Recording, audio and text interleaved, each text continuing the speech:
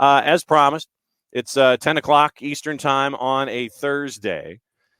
And so we go to Kaylor Hodges, who is in Birmingham, and he has been looking at everything USL League One, USL Championship for at the USL show. And Kaylor gets to break down everything in the second division and the third division for us. We only have 6 teams left, man. Yeah, suddenly everything seems to be less overwhelming, going from talking about all the games to now just 3 matches, including a Dogwood Derby final, and that's just awesome. Nothing like getting Brazilian folks screaming, ranting, and raving, in my ear anyway, while you're trying to break everything down the way that you normally do.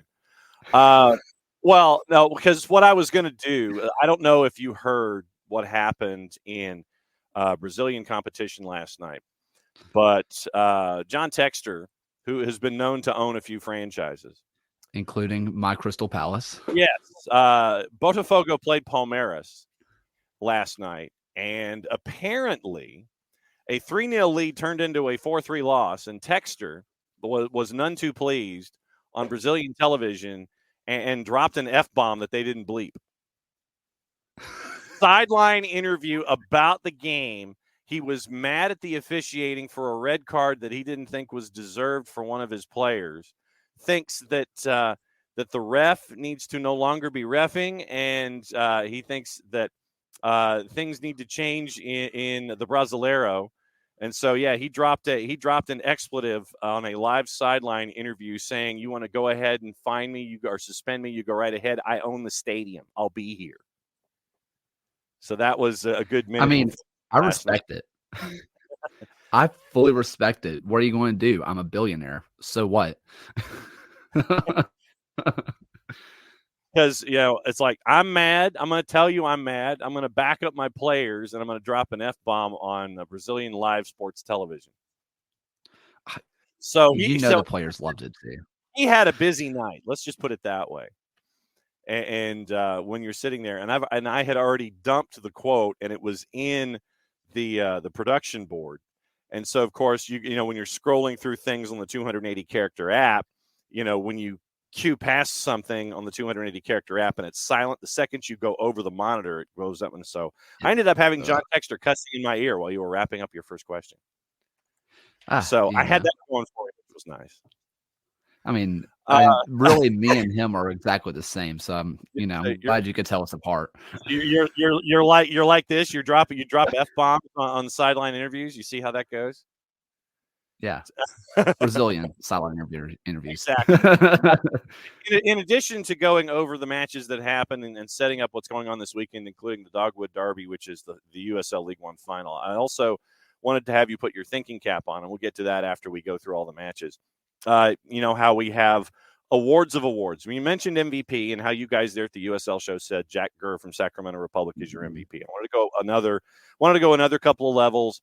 Coach, newcomer, young player, best defender, best keeper, those kinds of things, and then we'll come up with an award that's kind of off the rails, if that has nothing to do with award shows, like best something else that pops into your mind. And anything like that. But when you look back at what happened this past weekend to get us to the Final Four in the East with wacky seedings and chalk in the West and USL League One from 30,000 feet, what sticks in your head? You have to, I think, for me, go Omaha. What happened in the front office there?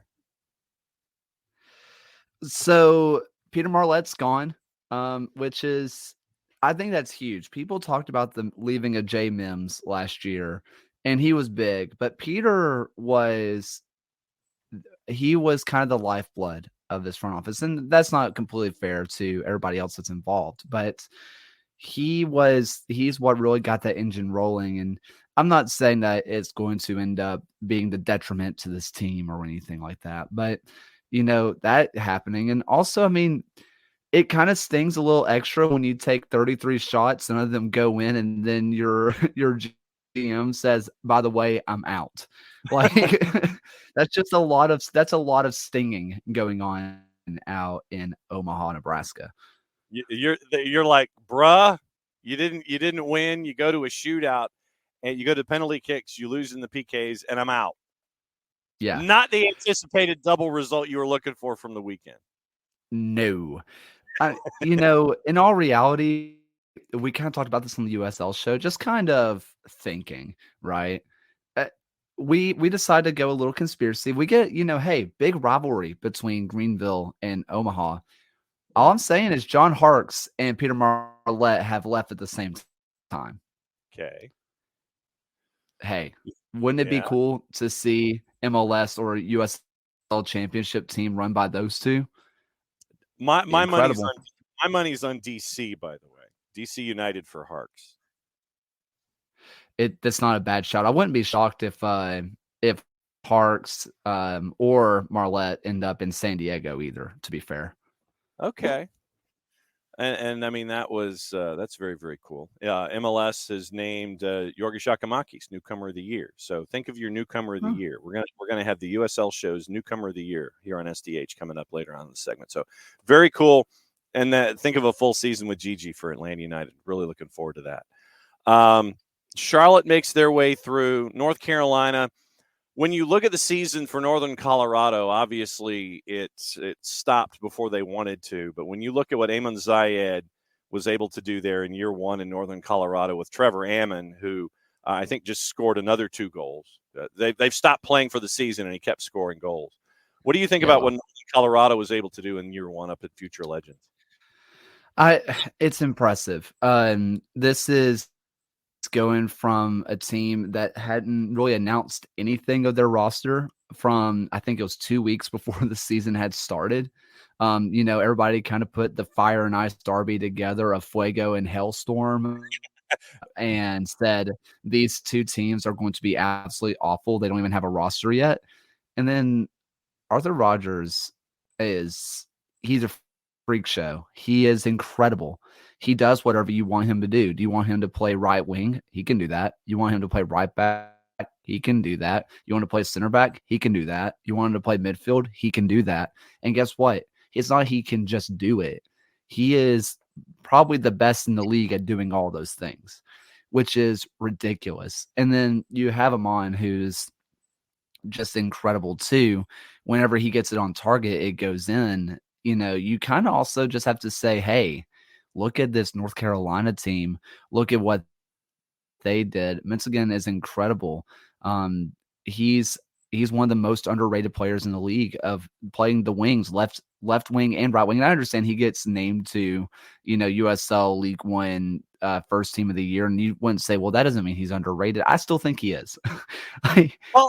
No matter where Rafa Mensingen has gone in USL League One, he's just gone about and done his business. Did it in Chattanooga, and now he's doing it at the next stop. Like this, literally, it's like wherever Rafa goes, you're going to be getting the same guy, regardless of what the team results may be in the standings. Rafa Mensingen's going to get his numbers, he's going to get his goals, and he's going to be that presence for you that you're hunting for when you picked him up in the first place.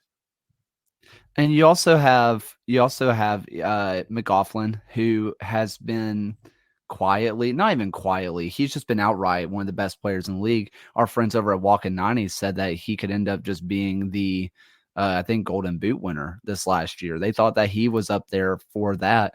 And then you also have Anderson, who, again, I don't want to say underrated, but one of the quietest 17-goal seasons I've ever seen. I mean, we all get wrapped up in Amon scoring goals for fun. And then, I mean, he was right there with 17 and no one seemed to care. 17 goals that's a career year for everyone.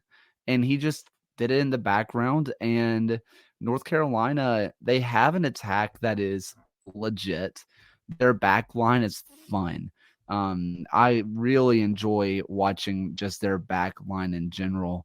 And then they have Thompson, which their goalkeeper room is hilarious to me because their oldest goalkeeper, the oldest one, was born in 98. Their oldest goalkeeper, who got minutes, only 2 games, is 25.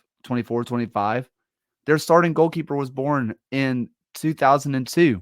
Their backup, Holiday, who he got half of the season, 2006. They're just a young group with leadership around them that's just really good, and I really enjoy watching them. This is a fun final, just a really fun final. And North Carolina gradually trying to work their way up. When are they heading back to USL Championship next year or so? Next year, which is one of our friends, Ryan Allen, is just kind of jokingly saying that this could be the first case of true promotion in the U.S. They win the championship, they go up. Were they going up anyway? We're not talking about that. USL's doing pro rel right. That's all we're saying. Yeah, if they win, it does end up being the karmic promotion and relegation aspect, or just the karmic promotion aspect of it all.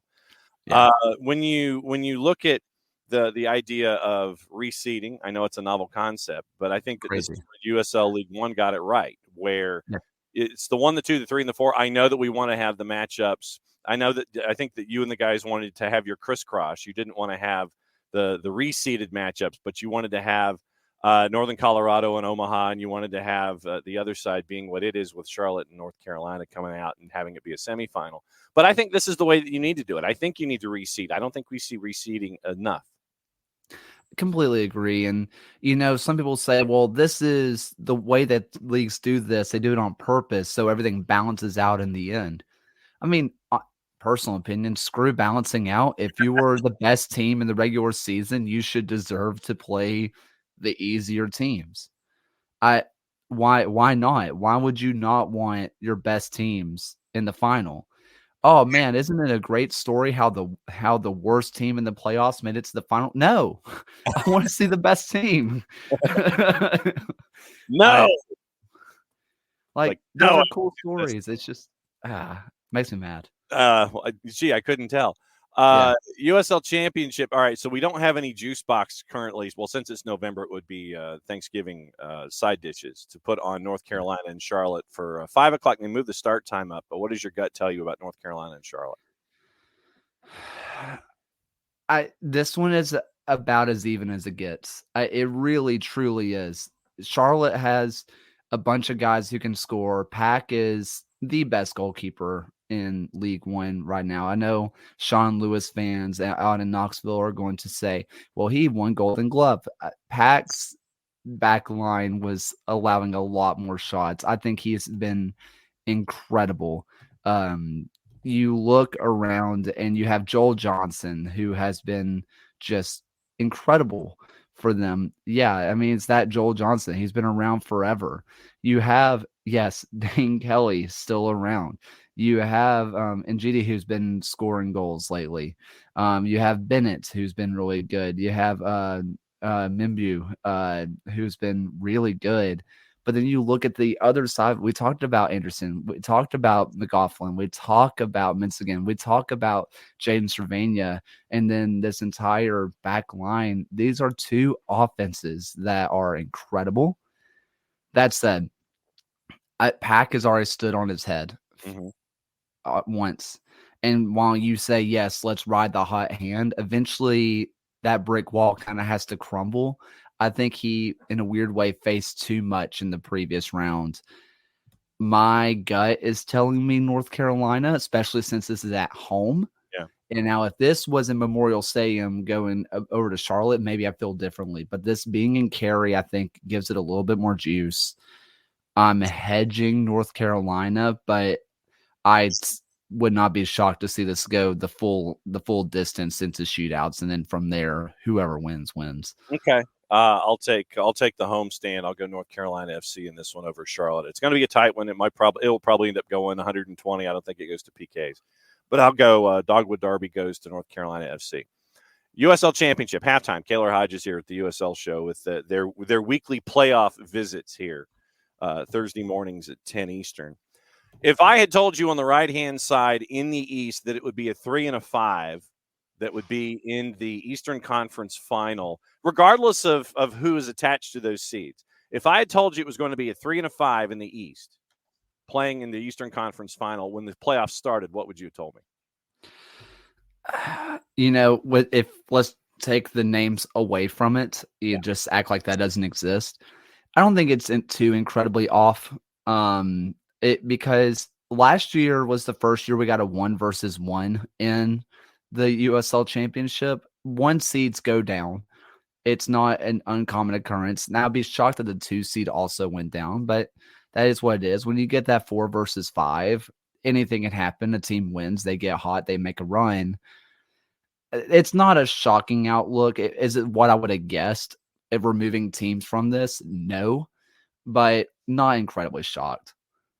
But you end up with Lou City going to Charleston here. Now let's put the names back into it. Yes. Lou City survives They're Memphis inevitable. 901. so Sacramento's indomitable and Lou City is inevitable. I see how this works. Yes. So you survive Memphis off a PK off the post. It's Detroit. It was the 8th seed. They had a good run. You took full advantage of playing an 8 seed. And then you're now going to Patriots Point. You know, Lou City, we know about their experience. We know they're not intimidated by surroundings or anything. Charleston, on the other hand, blew out Indy, took care of Birmingham. What are you staring at in this one? I think the biggest storyline here in this one is off the pitch, or I guess on the sidelines, Cruz versus Pierman. Yeah. This was, if people don't know, if you're MLS kind of only, and that's where your brain is, you need to check out this most recent matchup because Pierman goes down and says, when you have a nice, pretty stadium, when you're playing the darlings of the USL, they'll do anything it takes for them to win. Just basically saying that everything's rigged in Lou City's favor.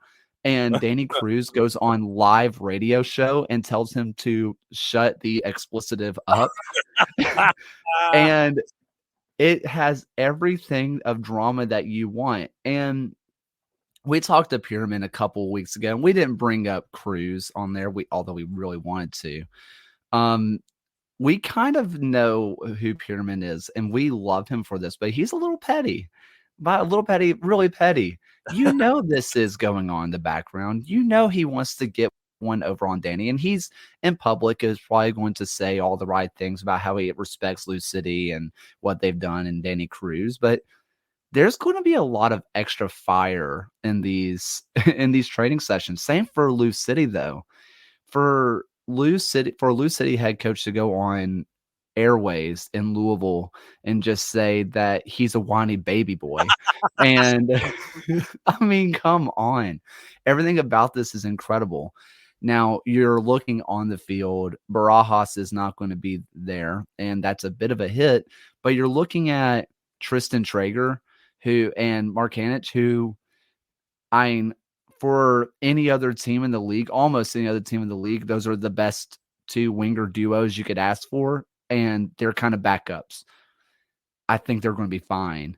Lou City has kind of changed out of their traditional 3 at the back that they've always done. Sharpie has moved from center back over to left back and has looked dang good doing it. Lou City's hot right now after getting 4 against Detroit, which you say, well, they're the 8th seed, but also Detroit sneakily, I called them the best back line in the USL. Getting 4 on them is nothing to scoff at. And this is setting up for a really fun matchup just in general, but not to spoil too much, I'm leading the battery at home at Patriots Point. So a whiny baby boy was what he called him?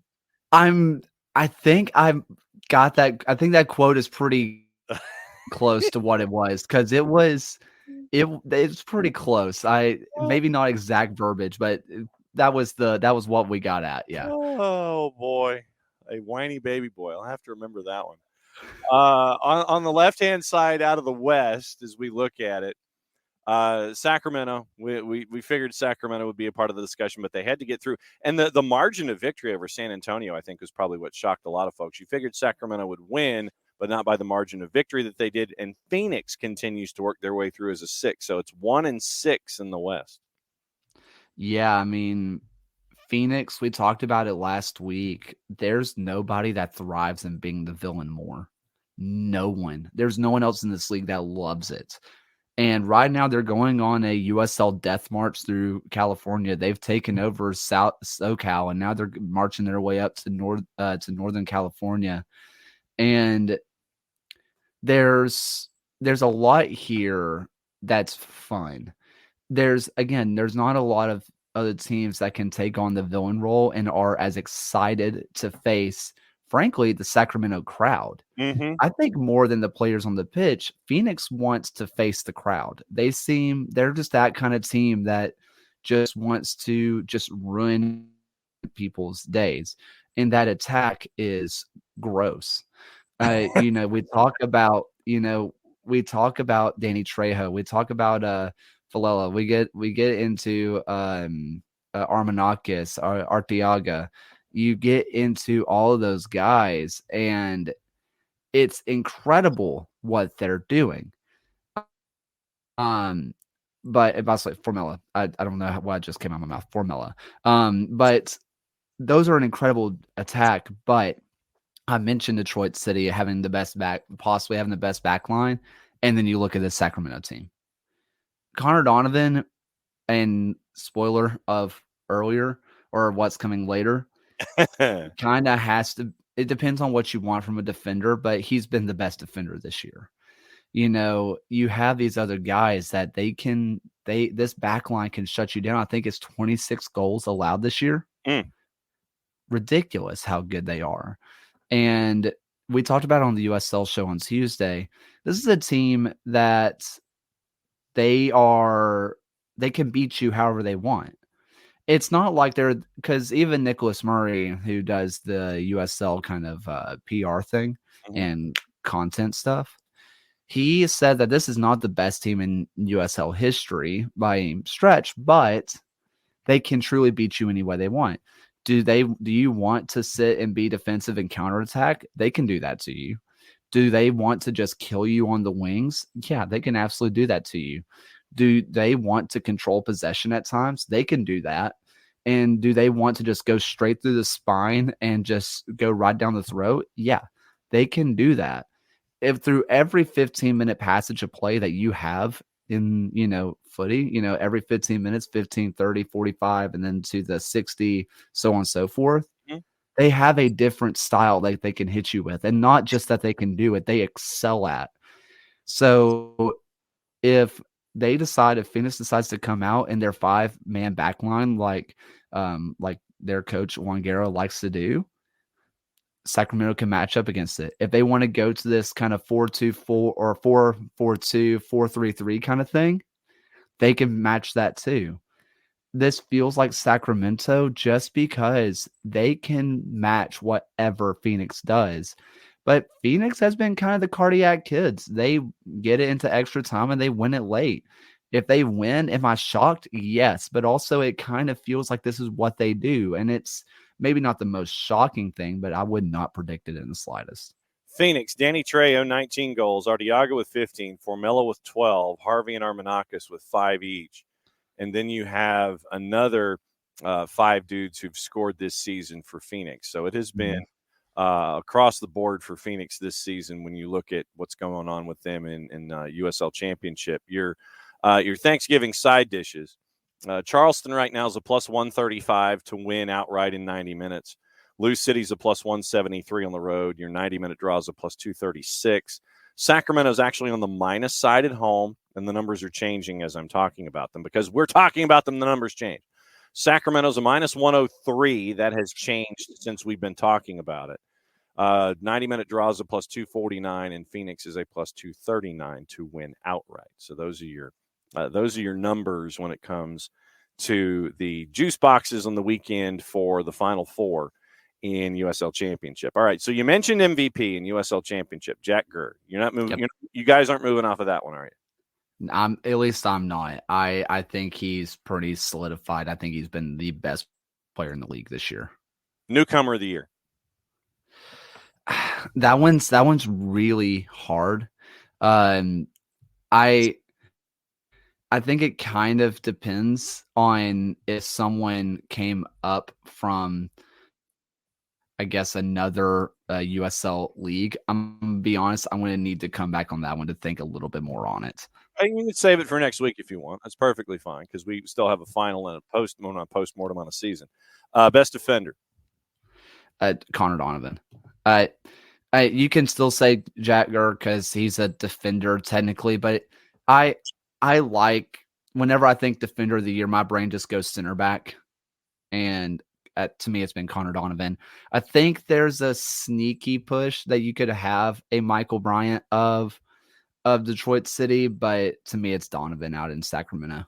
So yeah, I could see you and the guys doing the Cy Young plus MVP thing, like a Clayton Kershaw award for Jack Gurr in a situation like that. Best keeper.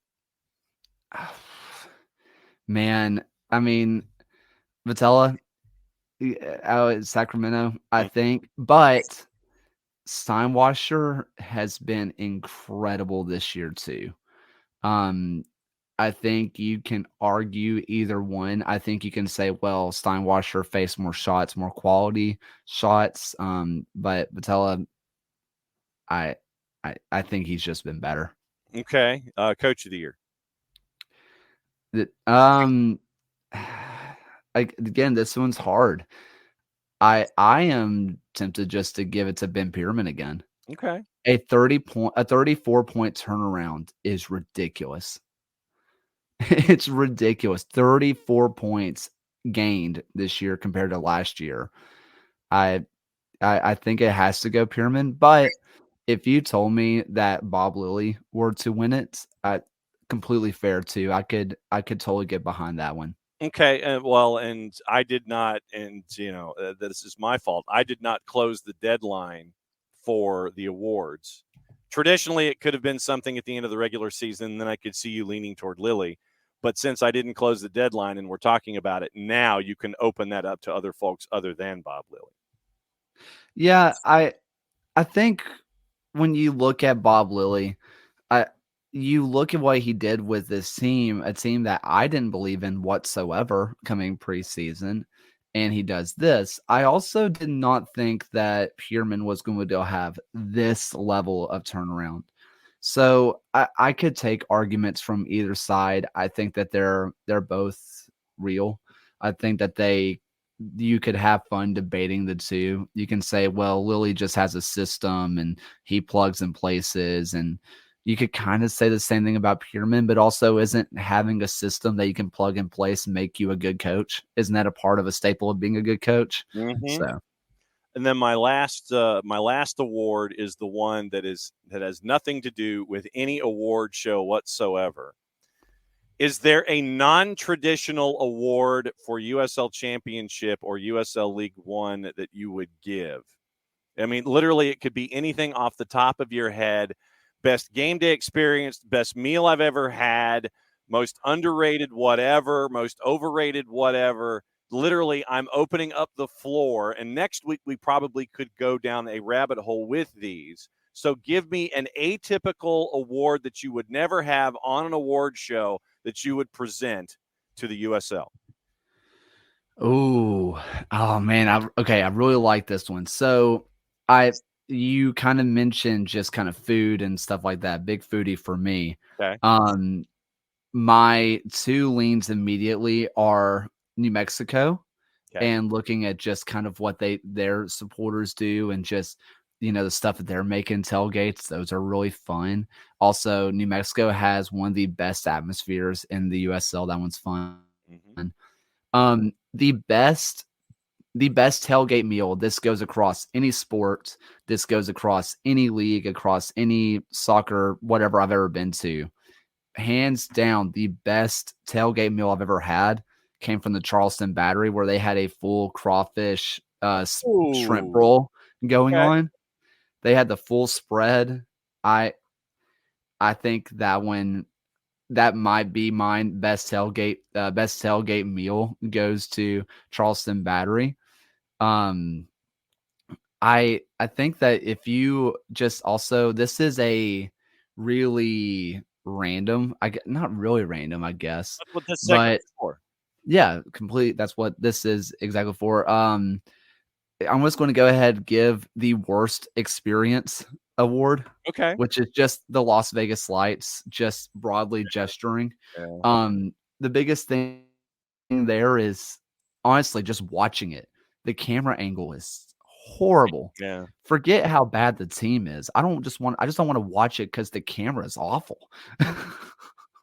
So don't Just well, and hopefully the experience at Summerlin might have been giving them ideas for the 24 season, because Cashman can be a difficult position for cameras and a difficult watch. We'll do more of this next week because we'll have a champion in USL League One. I know there's been some player movement that has already happened, especially in a place like El Paso. What's going to happen between now and the next time that you're on the USL show? I mean, just outright new show coming up on Tuesday where we break down the League One final, and we're going to preview the championship.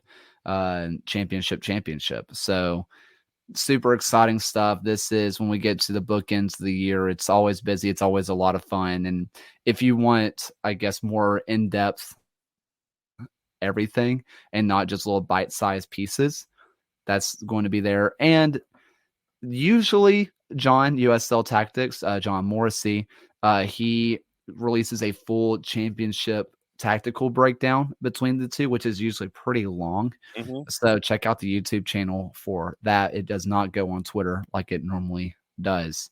And one request for the people, our friend at ILM_Ryan is running a 5K. So wish him luck. Mm-hmm. Tell Ryan, hey, good luck. And also, please convince him to bring the selfie stick so we can stream this for content. There's nothing we want more than just to have the selfie stick in front of him and just of course we want it. We want it so bad. So tell him to bring something to stream himself running, because we think it'd be hilarious. Yes, and the idea of the championship. I think that's how Jeremy Allenbaugh needs to promote that going forward. It needs to be the championship. Legitimately, I think you've stumbled across something here. Championship squared, just a little too. There you go. See, now that'd be pretty awesome. As always, at Kaylor Hodges at the USL show, my friend. We will catch up again next Thursday at 10 a.m. Eastern time. We'll go through the USL League One title game and get ready for the championship. Thanks for hanging out. Thank you for having me. No worries.